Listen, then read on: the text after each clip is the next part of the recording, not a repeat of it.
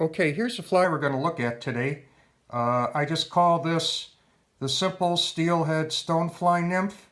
It is a true guide fly, has everything that a guide fly needs to be.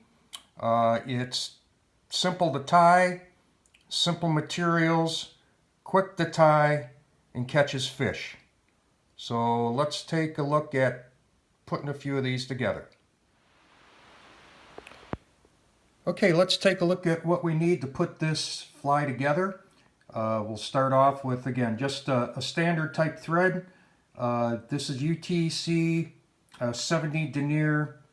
Color it, to the body of the fly. Great thread for multi-use. The hook on this particular fly, we just want a good, strong, wet fly nymph hook. One that's sharp, one that's strong, a 1X or 2X strong hook is what we need, because again, at times in low clear water or heavily pressured fish, we may need to reduce the fly size of the fly significantly to get strikes. I'll usually put a bead on the fly. The bead can serve a couple purposes, give a little bit of flash, a little bit of weight, a little bit of color. I usually keep my beads on the light weight side as to not crash the fly all the way into the bottom quickly. Goose biots for the tail, again colored towards the particular fly you're doing at that point, black, and then a golden stone, and then I'll use white at times too. Body material is again a spiky nymph type blend. Again, hair and antron, or just a regular stonefly blend is fine. Black, gold, and you can throw other colors into the mix, brown and olive if you want, and give them a try. The ribbing is brassy size ultra wire. Again, that can vary color if you want to give a little different look to the fly, but usually black and copper is what I normally use, but you could mix orange, chartreuse, throw other colors into the mix just to switch up the look of the fly at times. And then in addition to the vise, just a very simple selection of tools are needed to make this fly. So let's get started.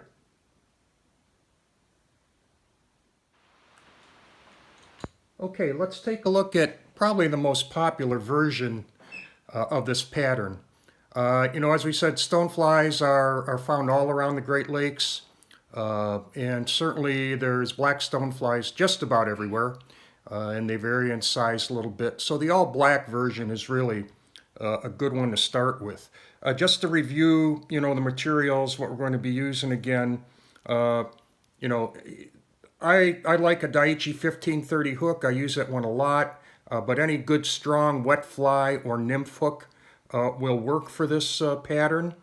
This hook is particularly good. It's 2X strong, so in a small size, it will hold fish really well. For thread, just a standard UTC 70 denier in black. Just a great all-around thread for multi-use. The tail is going to be black biots, black goose biots. Body will be, in this case, this black hairtron dubbing, but really any spiky black nymph dubbing will work. And again, we can also substitute some other colors if you like. Just a regular stonefly blend, certainly gets the job done. And then the ribbing is going to be just black brassy wire. And the ribbing gives a little sparkle maybe, adds a little bit of flash, strengthens the body also. So I've got a number 10 hook in the vise. I will usually tie this fly 10, 12, or 14. Already added a black nickel bead on there. Again, you can vary the bead if you want. I use black on these a lot.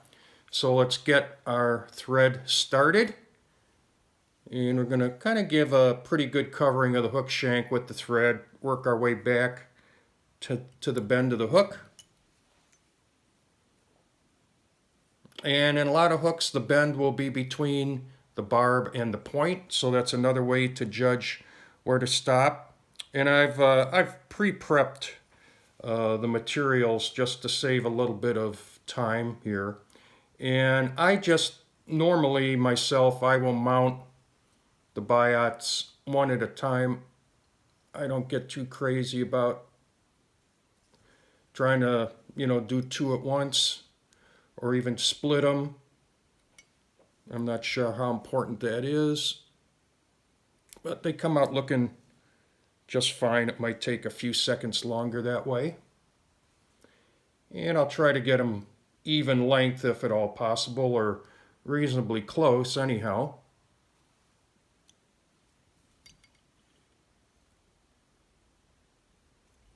So that I think has us pretty much in the ballpark here. And we'll secure those down. Get a few extra wraps in back and give you a look at them here in a second. Just get all this trimmed off. Okay, so you got the biots split and mounted there. Still at the back of the hook. We'll put our wire for the ribbing in now. And I'll lay that up along the hook shank a little bit, make sure it stays in there nice and secure. Okay, that is attached. Again, the hook is right back in front of the split biots. I'm going to put a little bit of wax on the thread now for the dubbing. And when you put wax on, just kind of tap it on the thread a little bit. Don't grind it in there. Just helps everything stick a little bit better because we're going to build a dubbing loop on this one. And with the dubbing loop, we're just going to put material on real loose. Okay, and we're going to spread it out a few inches, but again, we're not going to wind it on or spin it on tightly with our fingertips. We're just going to get it on so that it's adhered to the thread. We'll run that down a few inches. If you can, make it a little thinner in back, a little heavier towards the front. Helps us make the taper on the fly. And with this, this is a terminal clip from the electronics business. They also call them mini hackle pliers. And again, this makes a nice tool to create a dubbing loop. So I just put that on below the dubbing,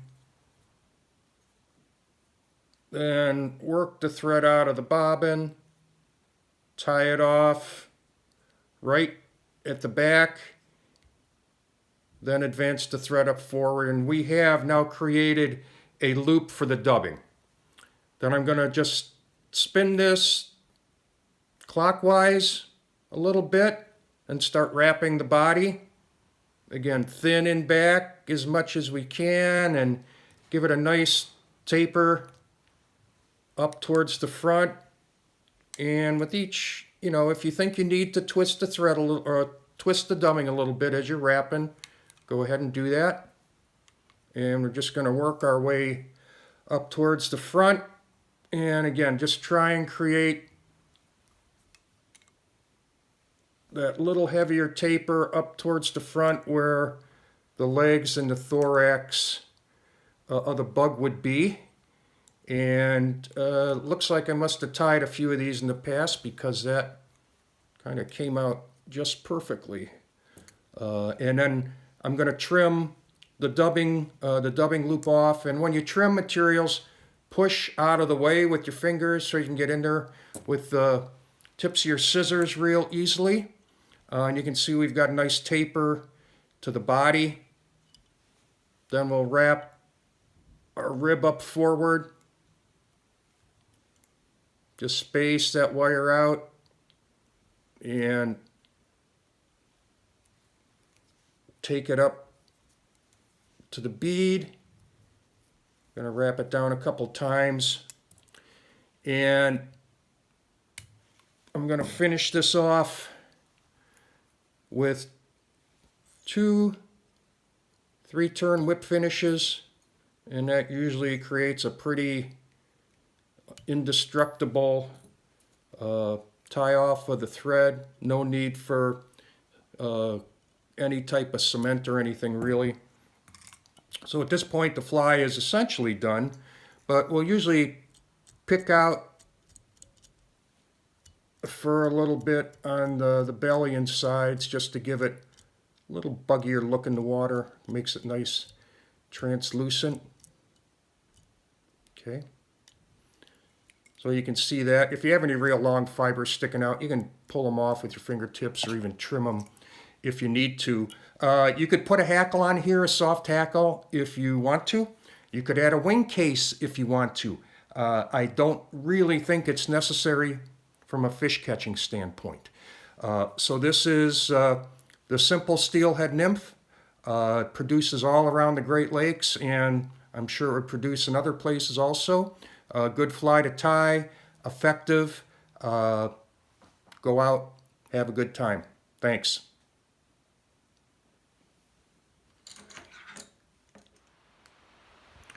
So here's a few variations of the fly we just tied. The top 2 rows are just a standard black stone pattern. I mean, you could substitute a different color ribbing if you want, give a slightly different look.